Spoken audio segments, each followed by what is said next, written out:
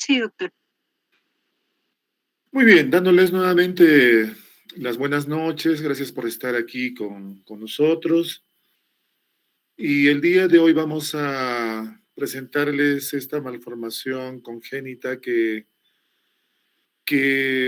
hablando en altura, si alguien se anima a hacer algún estudio de investigación en altura, esta es una de las más frecuentes, que más se diagnostica por razones muy especiales como vamos a poder apreciar. Si nosotros nos acordamos un poco de las clases de embriología, eh, en la parte de fisiología de la circulación, circulaciones especiales en el feto, y también en ginecología, los que están llevando ya, vamos a ver que el ductus arterioso, que podemos verlo aquí con el láser, es es un vaso, en realidad es una estructura vascular que conecta la aorta descendente, la parte proximal de la aorta descendente, con el tronco, fíjense aquí, de la arteria pulmonar muy cercano al origen de la rama izquierda. Y como ustedes recordarán, dentro del útero, este vaso llamado ductus arterioso es esencial para la vida fetal. Y cuando el recién nacido abandona el útero y esté en contacto con el aire del medio ambiente, se cierra espontáneamente. Esto sucede en la mayoría de los recién nacidos a término, pero en los prematuros, el cierre de esta estructura se produce más tardíamente, después de los 7 días, e incluso eh, recién nacidos que pueden ingresar a ventilación mecánica, me estoy refiriendo a prematuros, que no ha habido una buena maduración pulmonar, puede tardar más tiempo en cerrarse. Por lo tanto, el retraso del cierre del ductus está inversamente relacionado con la edad gestacional. Su incidencia varía desde un 20% en prematuros mayores a 32 semanas hasta el 60% en menores de 28 semanas. Fíjense, de 10 prematuros, 6 tienen diagnóstico al nacer de ductus arterioso persistente. Hay estudios que ratifican observaciones donde la relación con el déficit del surfactante está íntimamente relacionado. Los estudios revelan que en prematuros que no tienen síndrome de distrés respiratorio, a quienes en un grupo se ha hecho una maduración previa de los pulmones con corticoides, en todo caso el cierre espontáneo se daría en un periodo similar al de un recién nacido a término y normal. Entonces aquí tenemos ya un ductus obliterado que queda como ligamento arterioso y aquí todavía un ductus patente. En lo que refiere a la fisiopatología, tendremos que mencionar que en el recién nacido a término El hallazgo de un ductus arterioso permeable se asocia muchas veces con otras malformaciones del corazón. Y a estas malformaciones se las llama malformaciones ductus dependiente. ¿No es cierto? Por ejemplo, hemos visto una transposición de grandes vasos, a veces hay que tener estos shunts ahí presentes, en la cortación de la aorta lo vamos a ver también. Están involucrados dentro de la persistencia del ductus factores genéticos, algunas infecciones prenatales como la rubeola, taberosis, principalmente cuando las gestantes sufrieron esta entidad en las primeras 4 semanas del embarazo.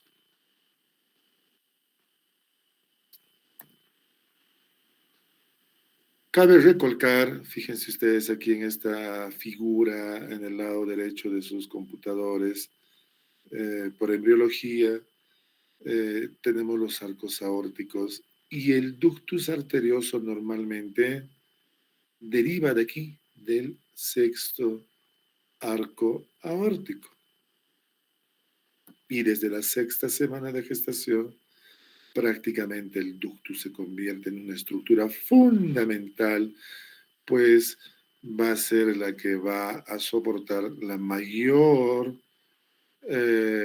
parte del gasto del ventrículo derecho. 60% de sangre va a pasar por el ductus y el 40% restante sigue su paso por la arteria aorta. Como ya hemos dicho en la anterior diapositiva, su presencia en la vida fetal es fundamental, indispensable, y su ausencia es incompatible con la vida del feto. Ahora bien, estudios recientes ya nos aclaran que el cierre espontáneo después del nacimiento y la persistencia del ductus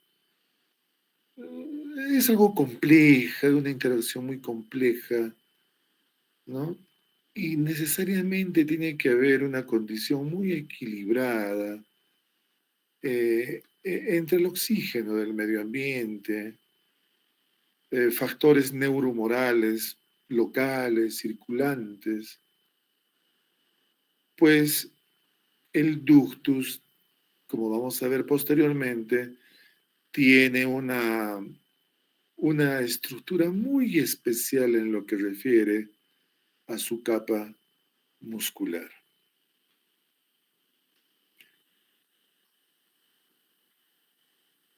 El ductus, viéndolo por la histología, va a tener una capa media, pobre en fibras elásticas, y más bien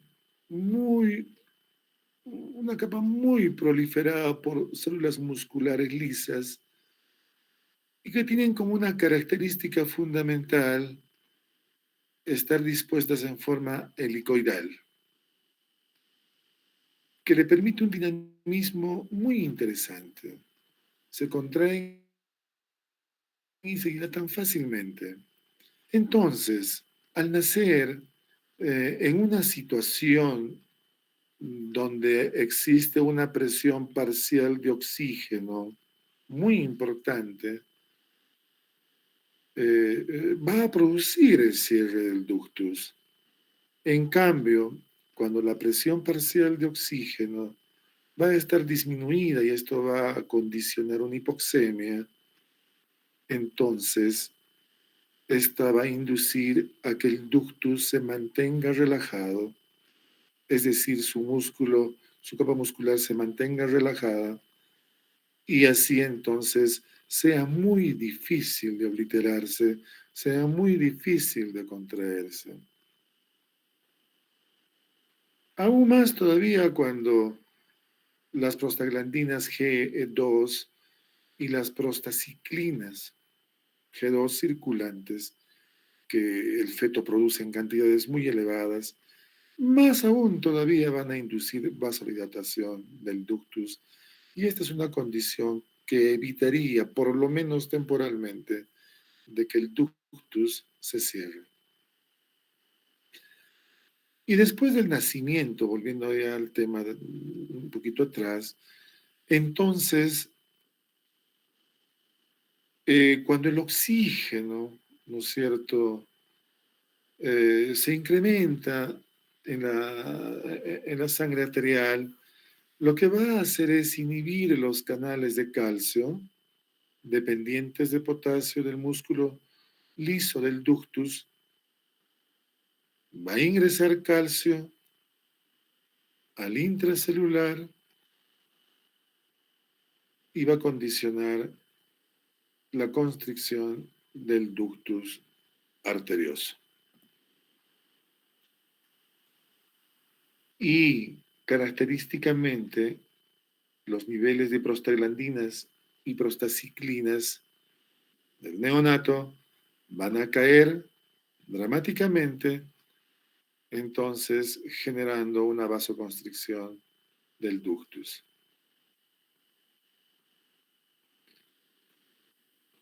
Posteriormente, al haber una disminución en la perfusión del ductus a nivel de la capa media, va a haber isquemia y el ductus se va a convertir a la larga en un ligamento y por supuesto se va a cerrar definitivamente. Pero como ya habíamos adelantado anteriormente, los recién nacidos prematuros van a presentar una disminución del número de fibras musculares. El ductus en gran medida en las últimas semanas experimenta una proliferación muy importante de la muscularis, de su muscularis, pero los prematuros van a tener una reducción de esta parte del ductus. Van a tener también disminuido el tono intrínseco, por supuesto, de la pared ductal y también del tejido subendotelial, y que va a hacer que el cierre del ductus va a ser prácticamente muy difícil. Asimismo, la sensibilidad a la alta presión de oxígeno es mayor y muy aceptable y muy buena en los recién nacidos a término y aquellos cercanos a término. Y la sensibilidad, por supuesto, es muy baja en los prematuros, haciendo entonces que definitivamente exista persistencia del ductus arterioso. Además de la edad gestacional, bueno, los prematuros, los recién nacidos a término, la presencia del síndrome de distrés respiratorio, la administración prenatal de corticoides, que parecerían tener un factor protector sobre el ductus, ¿no es cierto?, hacen que el ductus esté permeable. Hay unos trabajos donde se puede apreciar en relación al sulfato de magnesio. Estos revelan que el uso desmedido del sulfato de magnesio, por ejemplo, en madres con preeclampsia, con eclampsia, han asociado a los neonatos con una persistencia del ductus con un mayor riesgo de persistencia del ductus. Algunos estudios han demostrado que este sería dosis dependiente. A mayor sulfato de magnesio usado en la gestante, habría mayor riesgo de ductus arterioso persistente. Estudios elegantes realizados también por neonatólogos, ginecólogos británicos, revelan que la administración excesiva de líquidos se ha relacionado también como un factor predisponente para permeabilidad persistente del ductus.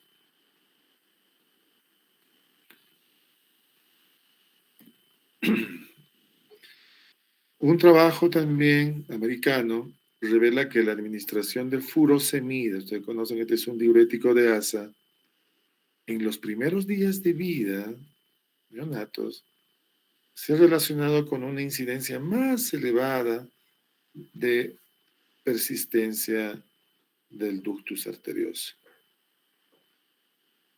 Esto está relacionado con la liberación de prostaglandinas 2 secretado por los riñones.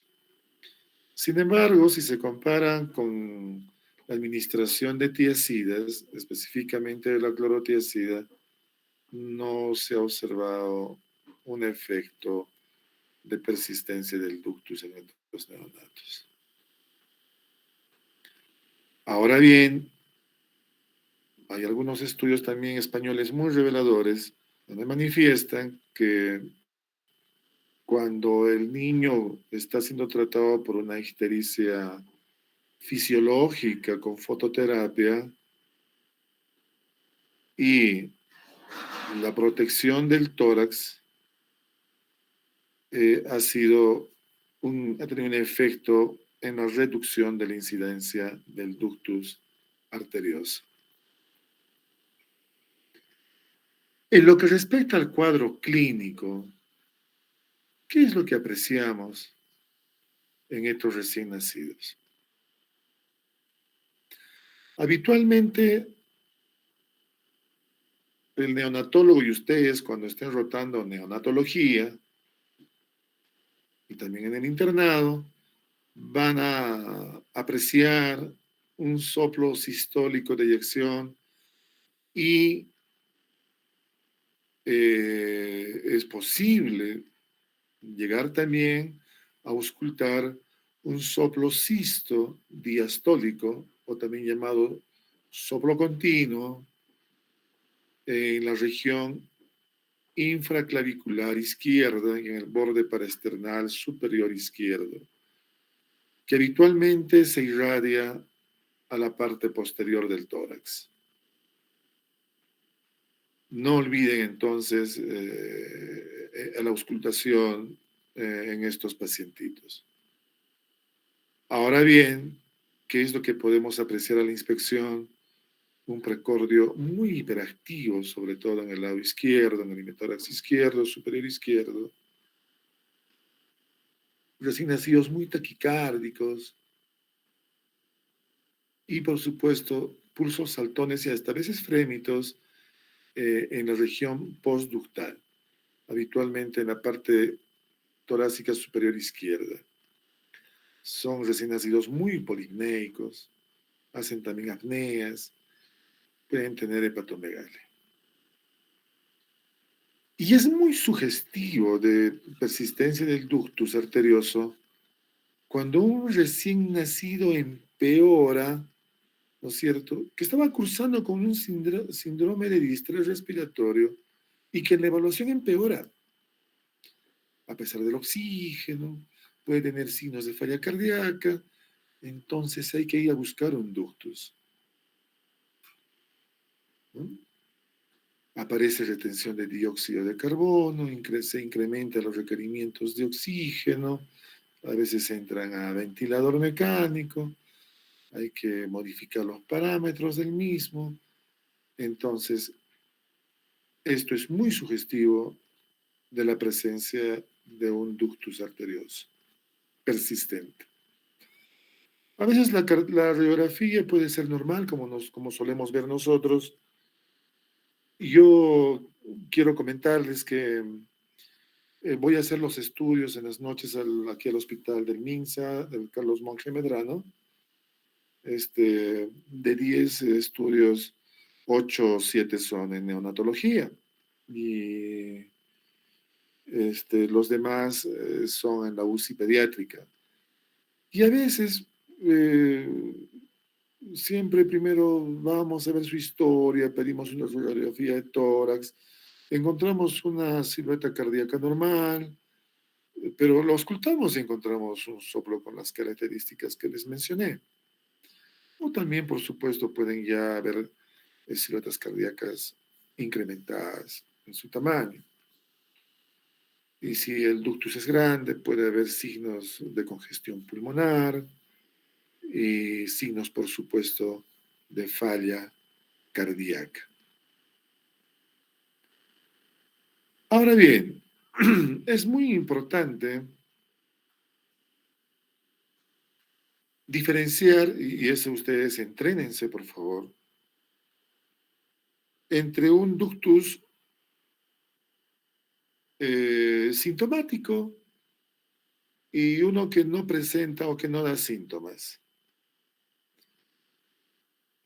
Los pacientes con ductus arterioso persistente que tienen síntomas y que ya tienen repercusión hemodinámica, entonces tienen ya problemas respiratorios, cursan con acidosis metabólica, signos de congestión pulmonar y pueden tener complicaciones fatales como hemorragia intraventricular, una enterocolitis necrotizante, una enfermedad pulmonar que se puede tornar en crónica y matando finalmente al pacientito.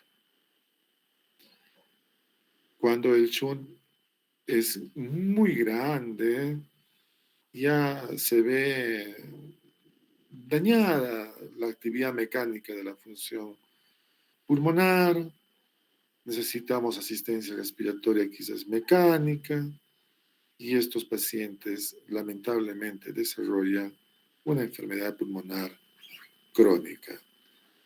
La asociación definitivamente entre un ductus arterioso persistente y una enfermedad pulmonar crónica en lactantes menores, mayores, ha sido ampliamente confirmada en los estudios.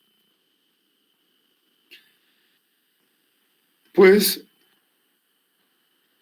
el cortocircuito de un ductus persistente va a disminuir el flujo sanguíneo diastólico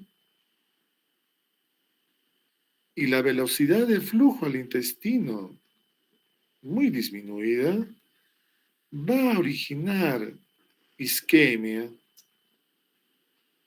y por supuesto con el consiguiente riesgo de que estos pacientitos presenten una enterocolitis necrotizante. Lo mismo puede suceder en el territorio renal, que puede originar en estos niños, en estos pequeños, la instauración de falla renal.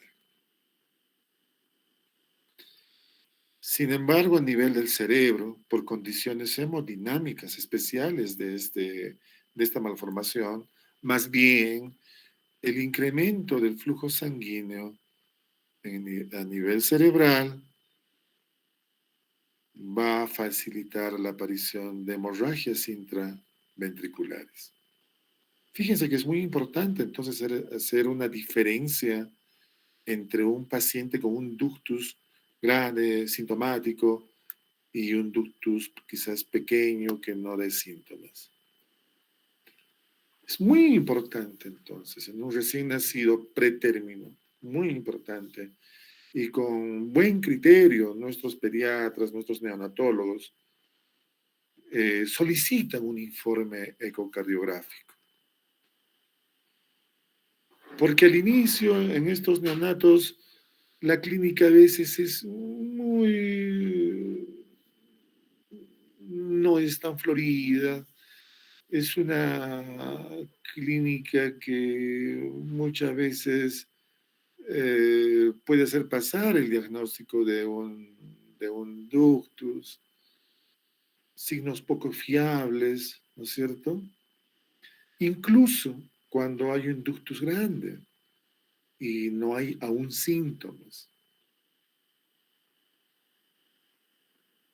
Quizás esto esté siendo provocado por un incremento de las resistencias vasculares pulmonares. Por lo tanto, no va a haber mucha diferencia de presión entre la arteria aorta y la pulmonar.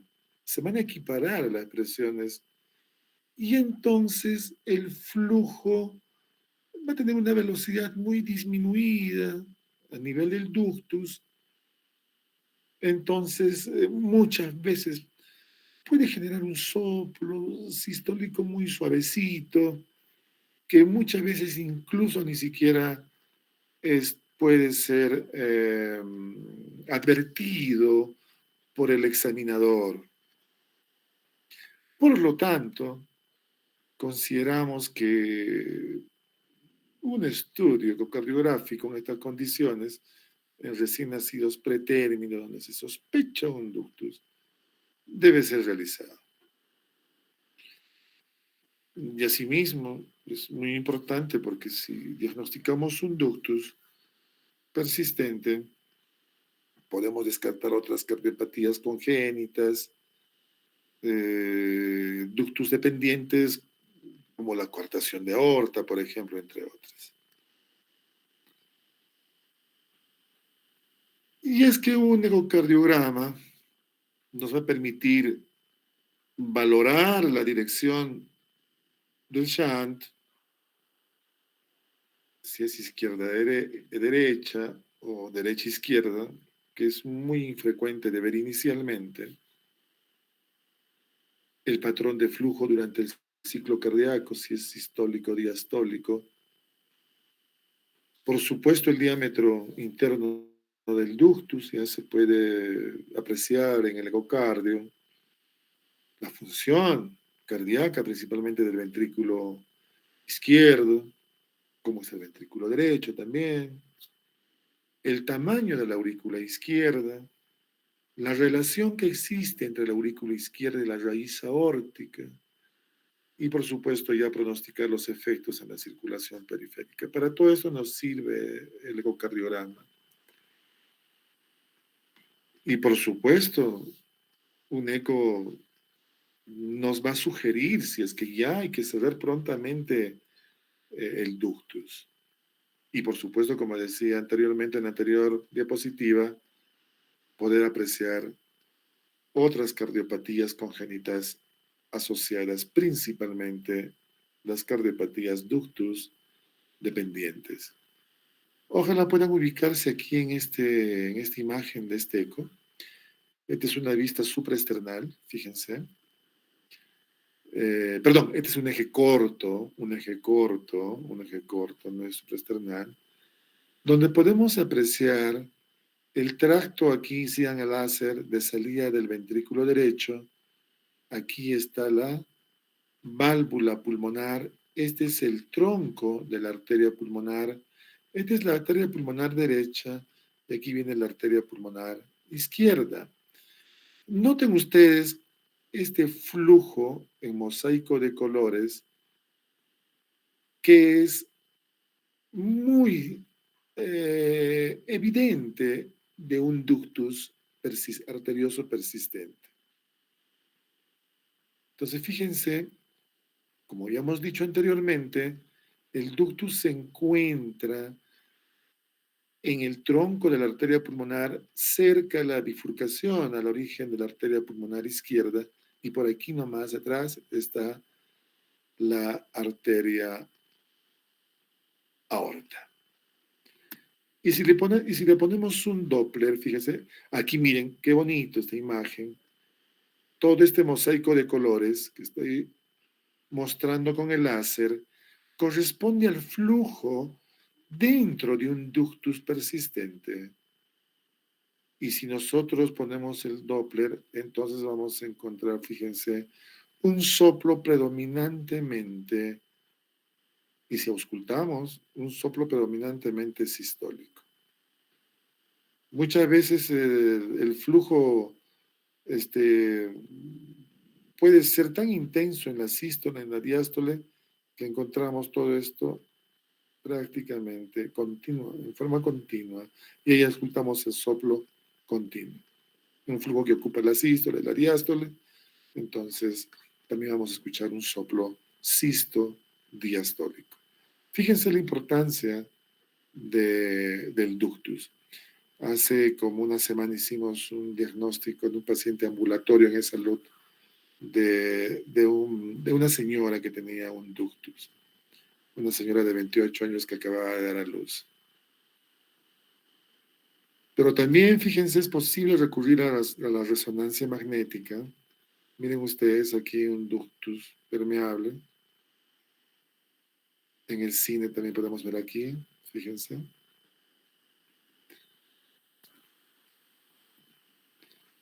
Ahora bien, ¿cómo podemos prevenir? Muchas veces se tiene que interrumpir la gestación, ¿correcto? Por muchas causas. Una de ellas es la preeclampsia, donde la vía de la gestante está en riesgo, pero también nos interesa el producto. Por lo tanto, para una adecuada maduración pulmonar es necesaria la administración de corticoides a la mamá, a la madre, incluso en forma postnatal también. ¿Y qué es lo que va a suceder? Es posible, y evitar también la administración excesiva de líquidos parenterales, tanto en forma continua como en bolos, es posible entonces evitar un ductus arterioso persistente. Ya sabemos que la furosemida está implicada en el mismo. También la fototerapia, usarlo cuando sea estrictamente necesario para evitar que este ductus esté patente. Se puede usar la indometacina profiláctica, es posible. Entonces, así podemos evitar la persistencia del ductus arterioso. Pero cuando ya tenemos nosotros un paciente con un ductus arterioso persistente y está sintomático, la indometacina ha dado muy buenos resultados. Ha disminuido mucho las complicaciones en los estudios realizados. Se ha visto disminuida la necesidad de ventilación mecánica, también la incidencia de enterocolitis necrotizante, ¿no? Cuando se compara, por ejemplo, con un tratamiento tardío con indometacina. Por eso que el tratamiento debe ser precoz con este antiinflamatorio. Este es un antiprostaglandínico, ¿verdad? Por eso lo usamos.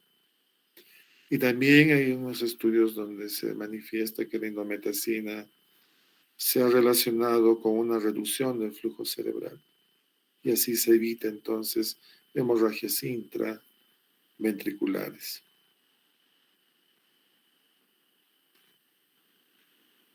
Sin embargo, la indometacina, como todo antiprostaglandínico, tiene efectos deleterios a nivel de los riñones. Y algunos autores preconizan el uso de furosemida y indometacina. La indometacina está contraindicada cuando existe oliguria, cuando existe plaquetopenia principalmente menor a 60.000 plaquetas por milímetro cúbico, cuando hay hemorragia activa o evidencia de hemorragia intraventricular activa o sospecha de enterocolitis necrotizante. Tener mucho cuidado. Estas son las dosis en las que podemos usar. por vía endovenosa. Se han hecho ensayos con otro antiinflamatorio con las características de indometacina. Me refiero al ibuprofeno. Y sí, se ha demostrado que es tan eficaz como la indometacina en el cierre farmacológico del ductus. Y es más, ibuprofeno redujo el riesgo de oliguria y por lo tanto de daño renal. En nuestro medio, ante la ausencia de indometacina, el ibuprofeno es una alternativa entonces. Sin embargo, se han descrito casos de hipertensión pulmonar y una mayor incidencia de enfermedad pulmonar crónica, ¿no? Principalmente cuando se ha usado el ibuprofeno en forma profiláctica. Para el tratamiento médico, esta es la dosis recomendada y mucho, por supuesto, mejor si se usa por vía endovenosa, aunque también se puede usar por vía oral, el ibuprofeno. Pero cuando los ductus no se cierran, ya sea usando estos antiprostalandínicos, entonces se recurre al tratamiento quirúrgico. Y sobre todo cuando son grandes, cuando no se puede cerrar con dispositivos. Esta ha sido la primera, digamos, técnica de cierre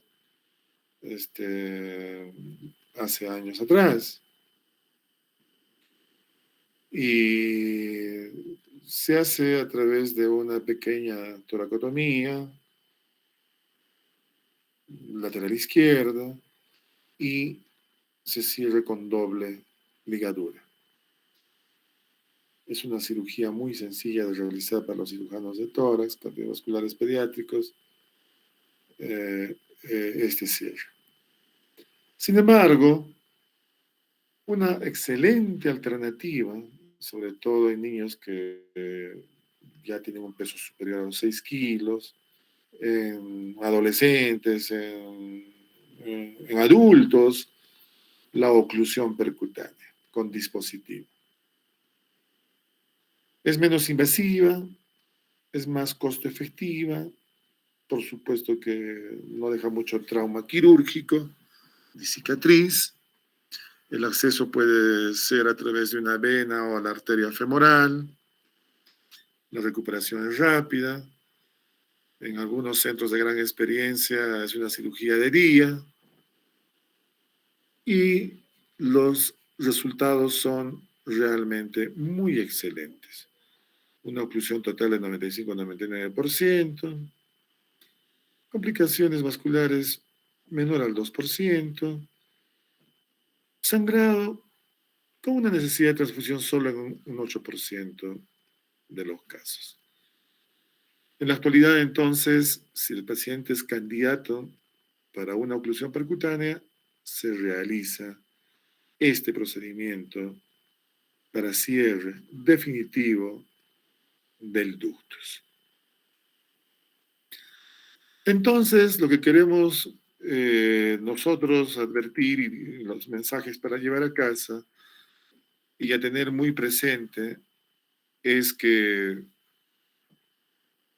tengan mucho, lleven este siempre diagnóstico en la cabeza, en nuestro medio, porque de pronto que en nuestra región hay una hipoxia hipovárica, de alguna otra manera hay una hipoxemia, y esto puede generar aún incluso en recién nacidos a término que el ductus no se cierre como en zonas de la costa a menor altitud.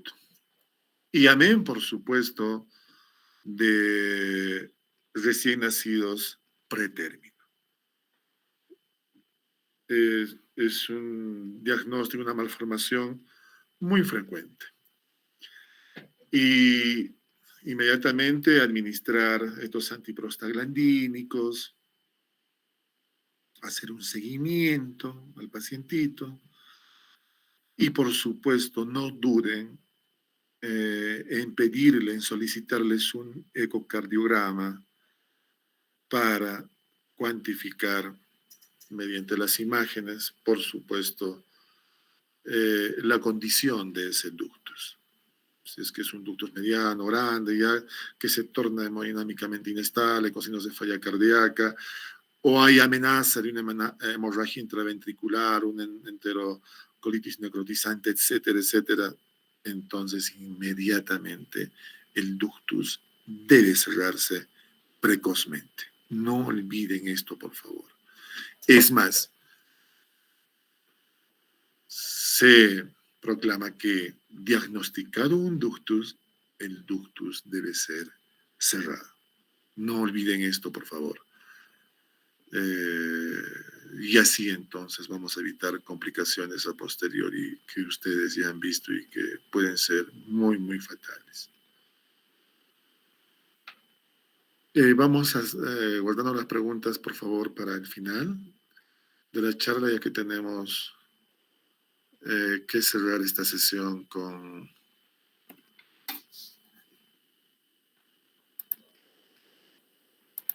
esta otra malformación. ¿Me confirman si es que están viendo esta? ¿Sí? ¿Me confirman? ¿O debo salir? Sí, doctor. Sí, sí, sí, doctor. Coartación de la aorta. Bien. Gracias, Laura. Te agradezco mucho. Dentro del programa analítico de cardiología, entonces está finalmente esta otra malformación que es muy, muy importante su diagnóstico precoz. Y vamos a ver por qué. El término de coartación de aorta se refiere, fíjense, a un estrechamiento de la arteria aorta, habitualmente donde estaba el ligamento arterioso, donde estaba el ductus, o después del nacimiento de la subclavia, ¿sí? Distal a la subclavia izquierda. Un estrechamiento que por supuesto que va a tener como consecuencia un mal flujo de la sangre. Va a causar una dificultad en el flujo de la sangre a través de la arteria aorta. Aquí, precisamente donde está el láser, podemos apreciar este estrechamiento y una dilatación después del estrechamiento de la arteria aorta descendente, torácica descendente.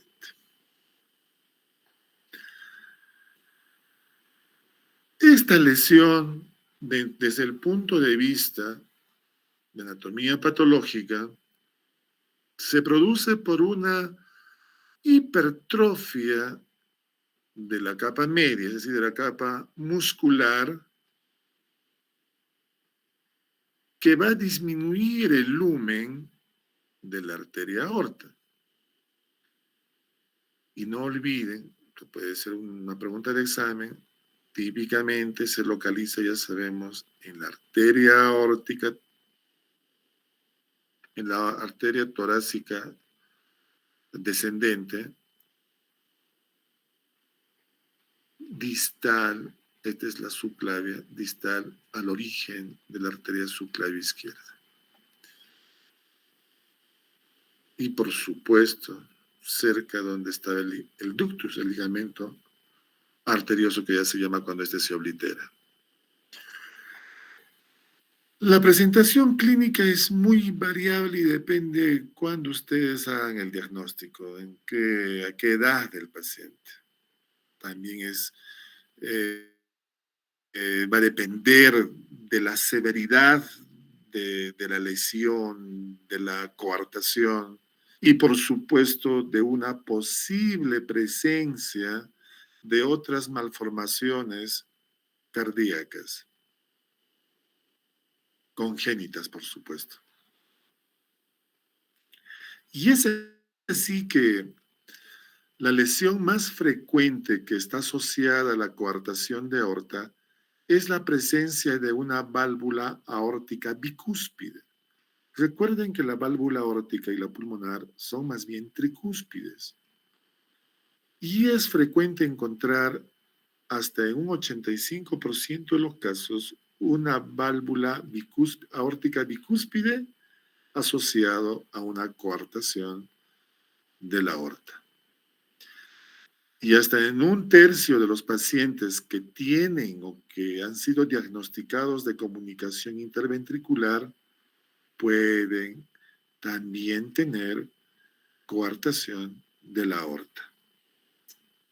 Dentro de la clínica, ya describiendo la clínica, las manifestaciones habituales es lo primero que suele encontrarse es una diferencia de pulsos en las extremidades superiores e inferiores. Y también la diferencia de las presiones arteriales.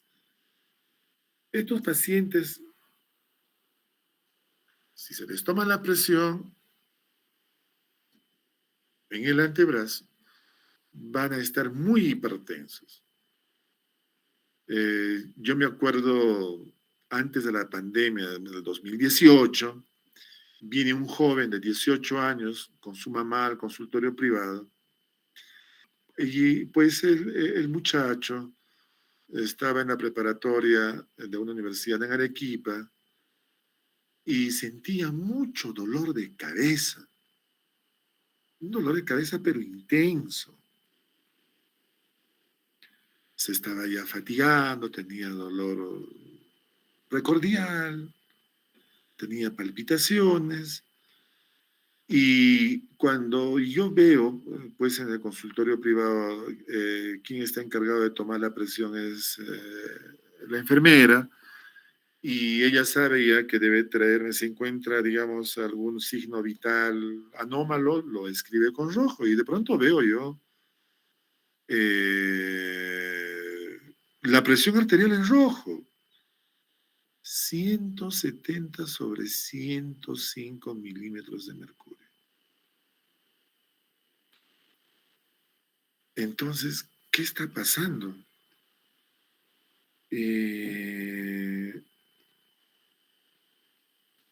Nuevamente tomamos la presión y sí, se ratifica una presión muy elevada. Le decimos que repose por lo menos 5 minutos, o si quiere miccionar, que vaya al baño a miccionar, si tomó café o no, si hay mucho estrés, solamente refería dolor de cabeza ese momento. Estaba ansioso de auscultarlo. Lo ausculté y encontré un soplo sistólico. Los pulsos, y había una gran diferencia de pulsos entre las extremidades superiores e inferiores. Lo mismo con la presión arterial, tomada en la arteria femoral. Mucha diferencia con la tomada en el antebrazo, en la arteria braquial o humeral. Entonces, inmediatamente lo que se me vino a la cabeza, por supuesto, era la presencia de una coartación de la aorta. Entonces, no se olviden de la clínica, por favor. No se olviden.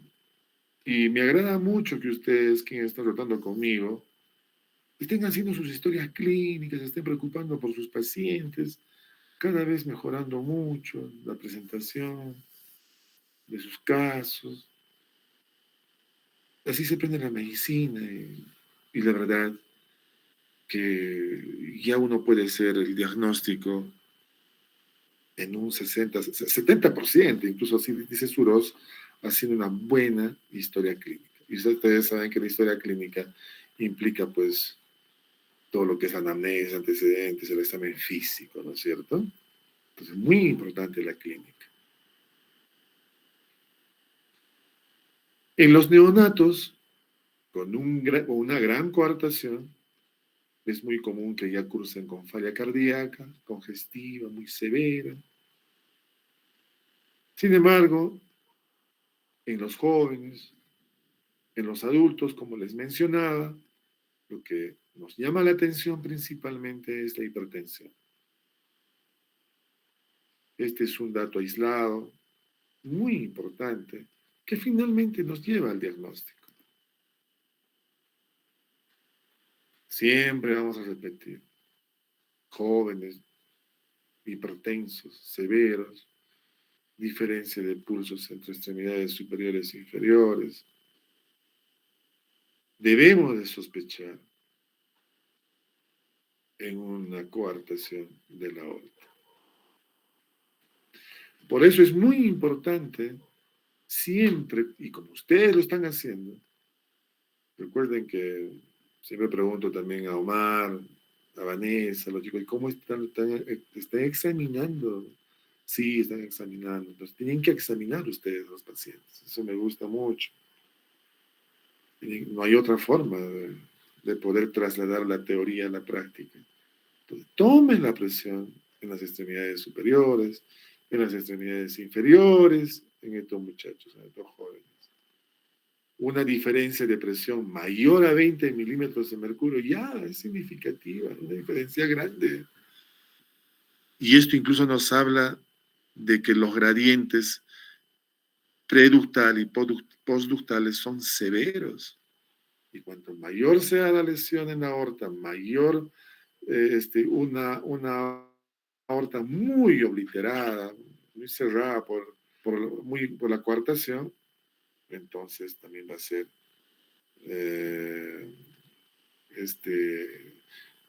va a hacer que las diferencias de presión y de pulso sean mayores también. Entonces, ¿qué sucede? Debido a esta resistencia muy elevada, se desarrolla unas redes de colaterales, ¿ya?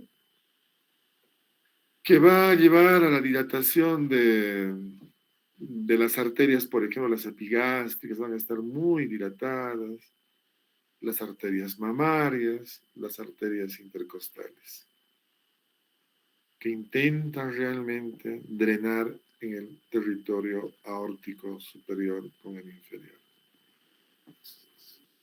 Entonces, fíjense, todas estas arterias aquí van a estar muy dilatadas.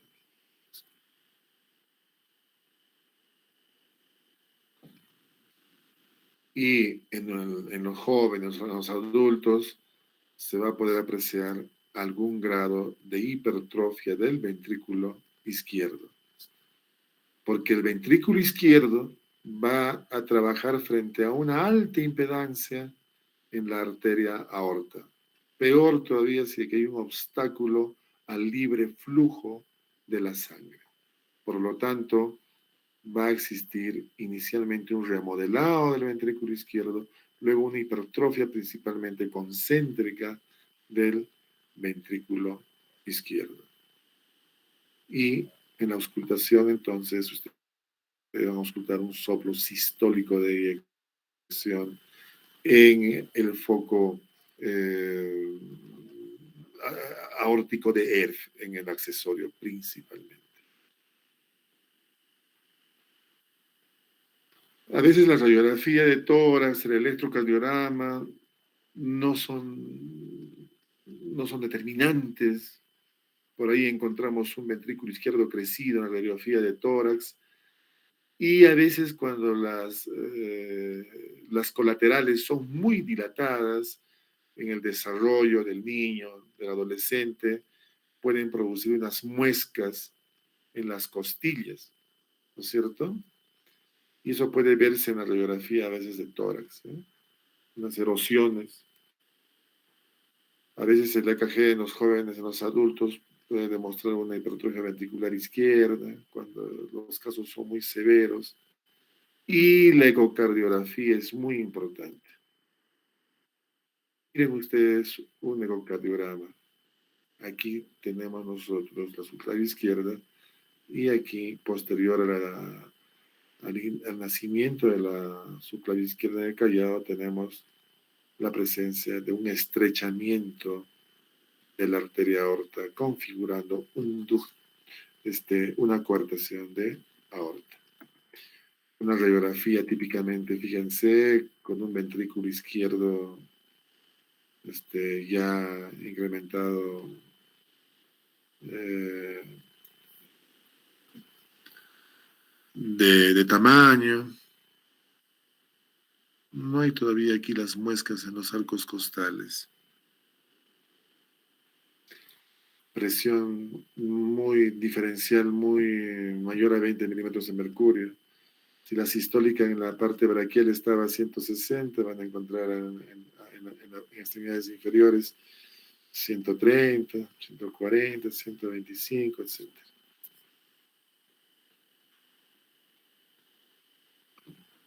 Y es que la mayor parte de los casos de coartación de la aorta se diagnostican en la edad pediátrica, muchas veces en la adolescencia y en los jóvenes.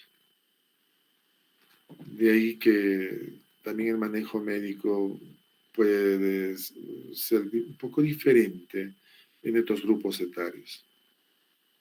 Habitualmente los jóvenes, los adultos ya han hecho más problemas de hipertensión, con serios problemas a nivel del corazón, a nivel de los riñones. Entonces ya tendríamos nosotros que intervenir inmediatamente. Inicialmente, estamos hablando pues de las décadas ya del 40, del 50, 60, la cirugía tuvo un rol muy importante, muy importante. Varias técnicas quirúrgicas, algunas que fracasaron,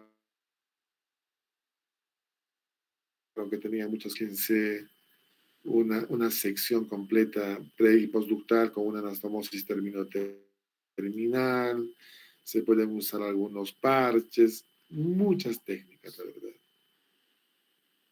Sin embargo, en la actualidad, para el tratamiento de la coartación de la aorta, se usa unos stents. Se dilata con balón, luego se pone un stent en el lugar de la coartación de la aorta. Son técnicas realizadas por los hemodinamistas, no se abre el tórax y la verdad que son unas técnicas ya no son prometedoras, sino han venido para quedarse con el desarrollo de la tecnología, de los stents. Fíjense aquí, este es un cine por radioscopía, ¿no? Se está introduciendo, ya después de haber dilatado la zona de la coartación, un stent al cual se está ya expandiendo. Fíjense en este control por tomografía, ya el stent en buena posición, expandido, y aquí la zona del ductus prácticamente ha mejorado dramáticamente. Si hacemos un control con una angioresonancia, fíjense, la zona del stent ha hecho o ha posibilitado un libre y adecuado flujo sanguíneo a través de la arteria aorta, ¿no? Entonces, realmente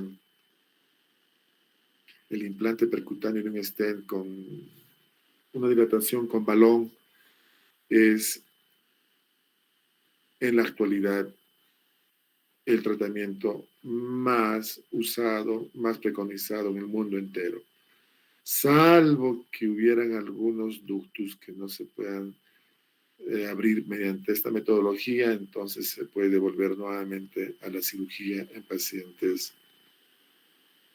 seleccionados. Pero también no está exenta de complicaciones, la verdad es eso, ¿no? Todo procedimiento, siempre hay complicaciones. Muchas veces puede formarse un aneurisma distal a la coartación, fíjense aquí, también en esta resonancia, ¿no? Entonces, eso era muy frecuente también cuando se hacía un tratamiento quirúrgico. Entonces, los mensajes para llevar a casa son en coartación de la aorta. Si ustedes están frente a un niño, a un joven, a un adolescente, a un joven, a un adulto joven con hipertensión, signos de falla cardíaca, con una cefalea intensa. Más aún, si usted en ese momento le toma los pulsos en las radiales, en las femorales, popliteos, y encuentra una gran diferencial. Del mismo modo, presiones arteriales con un diferencial de mayor de 20 milímetros de mercurio en las extremidades superiores e inferiores, y si auscultan un soplo sistólico, entonces pónganse a pensar que este individuo es portador de una coartación de la aorta. No se debería perder el tiempo y se debería inmediatamente referir para tratamiento definitivo, que es el que hemos mencionado. Ponerle un stent, dilatarlo.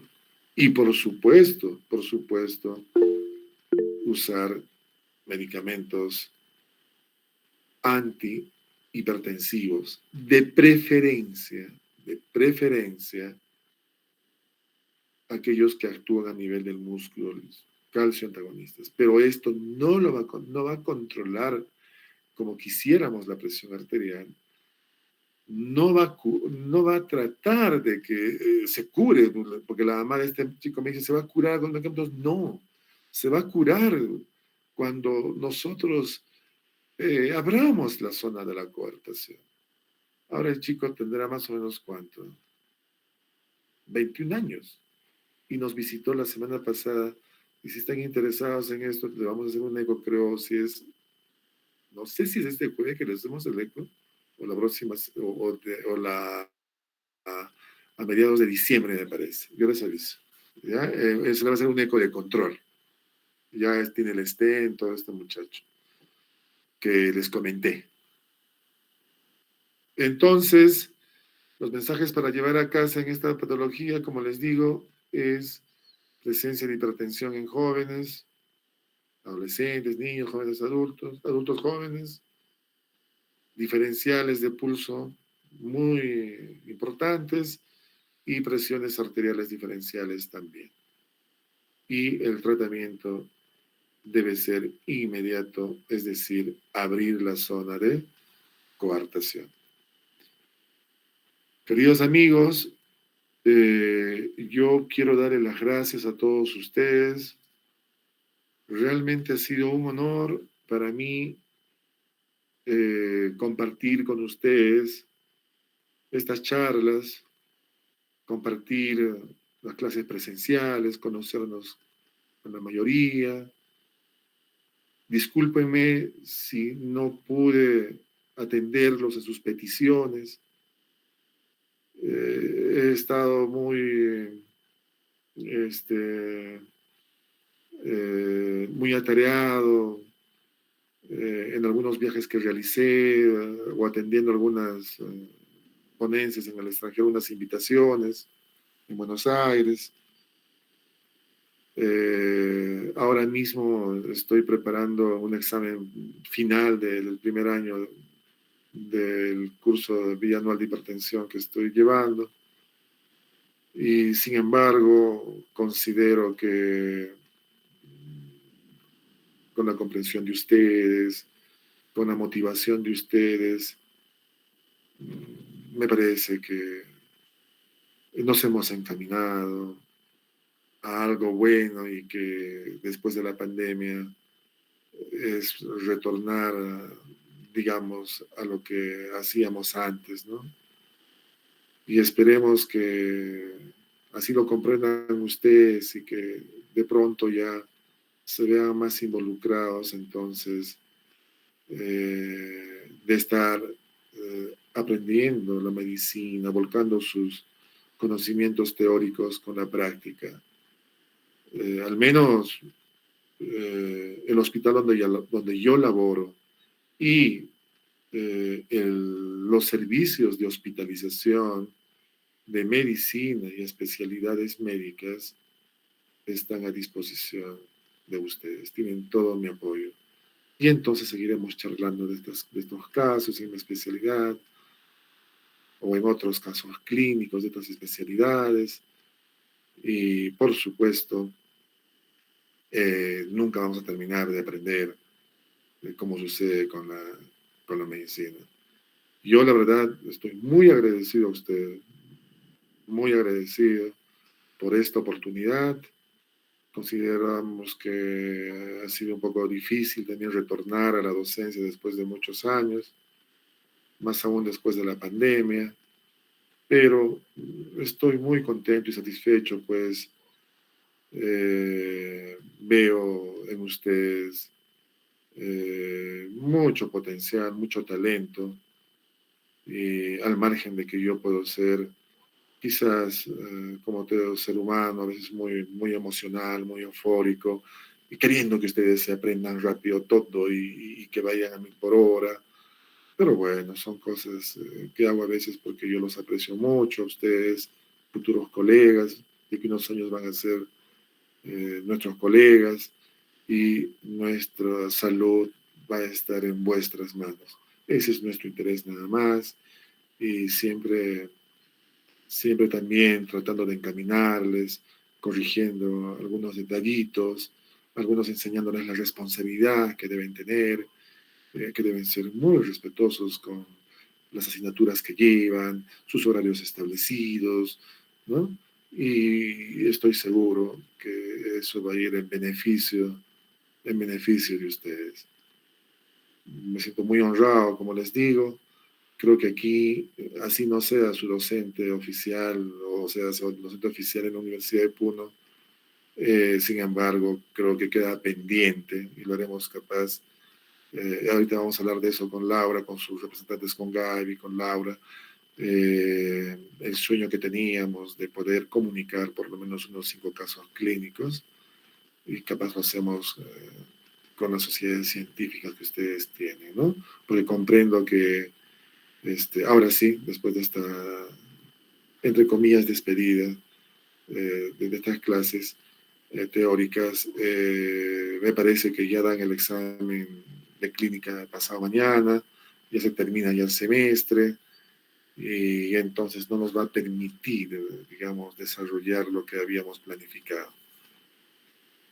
En este contexto, si es que no hubiera preguntas o algún comentario, daríamos el paso a Laura para que nos pudiera responder. Laura, sé que ya está oficializado ya el examen ya y ya prácticamente el término de la asignatura que estamos nosotros, ¿no?, a cargo. Por supuesto, si es que no hubiera preguntas, Laura, damos paso a los comentarios y preguntas. Muchísimas gracias. Doctor, muy buenas noches. Sí, el examen va a ser el día jueves 1 a las 5 de la tarde. Y bueno, doctor, muchas gracias por sus palabras, por su dedicación, por su paciencia y todo el afecto que usted ha tenido al enseñar.